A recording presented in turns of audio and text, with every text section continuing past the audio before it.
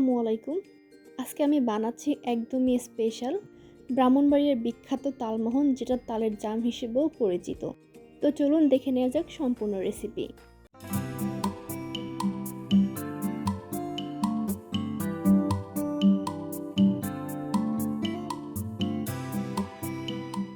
শুরুতে আমরা একটা শিরা তৈরি করে নিব। তার জন্য এখানে আমি 1 কাপ চিনি নিয়েছি, 1.5 কাপ পানি নিয়েছি। 1 কাপ চিনির জন্য 1.5 কাপ পানি অবশ্যই ব্যবহার করবেন। সাথে দিচ্ছি ফ্লেভারের জন্য হাফ চা চামচ গোলাপ জল, 4টা এলাচ থেতো করে দিয়েছি। শিরাটা ঠান্ডা হওয়ার পর যেন জমাট বেঁধে না যায়, সেজন্য লেবুর রস দিচ্ছি 1 চা চামচ। এবারে সমস্ত কিছুকে একসঙ্গে চুলায় বসিয়ে দিয়েছি।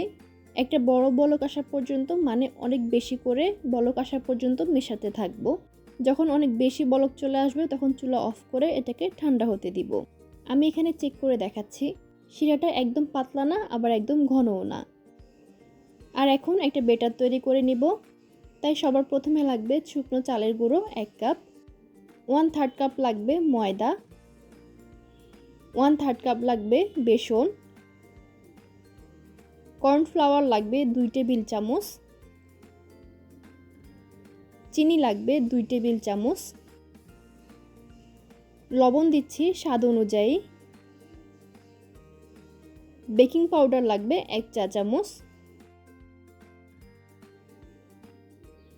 এবার এই শুকনো উপকরণগুলোকে একবার মিশিয়ে নিচ্ছি। যেহেতু তালের বড়াগুলোকে শিরাতে দেওয়া হবে, তাই এখানে চিনি আমি কম ব্যবহার করেছি, আপনারা চাইলে বাড়িয়েও দিতে পারবেন। শুকনো উপকরণগুলো মেশানো হয়ে গেলে 1.5 কাপ দিয়ে দিচ্ছি তালের পিউরি। এই তালের পিউরিতে কোনো রকম পানি থাকা যাবে না। যদি তালের পিউরিটা একদমই পাতলা হয়, সেক্ষেত্রে আপনারা এখানে তালটাকে জাল করে একদমই পানিটাকে শুকিয়ে ফেলতে হবে। এখানে চাইলে আপনারা কোরানো নারকেল দিতে পারবেন, সেক্ষেত্রে টেস্টটা আরও বেটার আসবে। তো এখন শেষবারের মতো সব কিছু একত্রে মিশিয়ে নিচ্ছি।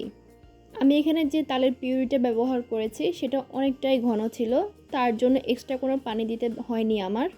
আমি এখানে বেটারের ঘনত্বটা দেখিয়ে দিচ্ছি। যদি এর থেকে বেটারটা বেশি ঘন হয়ে যায়, সেক্ষেত্রে লিকুইড দুধ অথবা পানি ইউজ করতে পারবেন।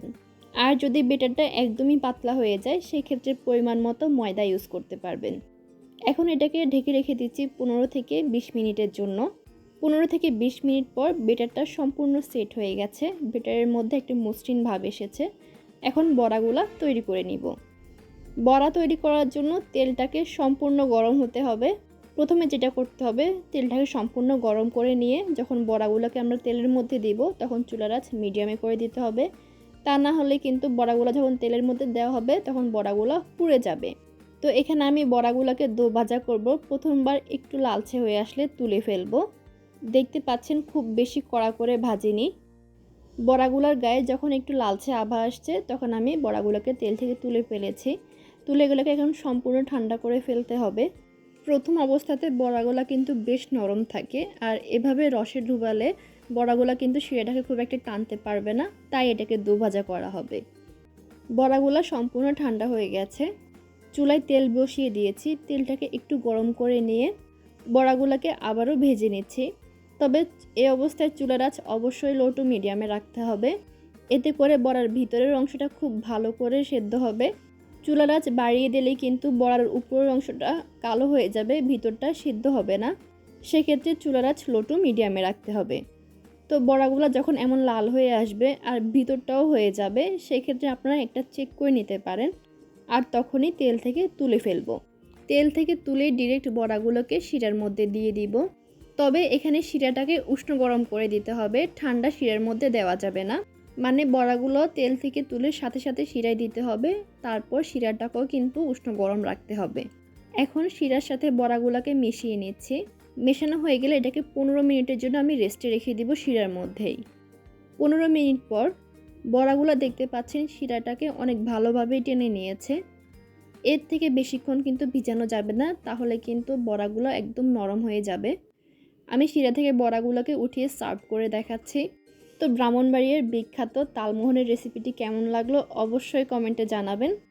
আর এমন নতুন নতুন ভিডিও পেতে অবশ্যই চ্যানেলটিকে সাবস্ক্রাইব করে রাখবেন।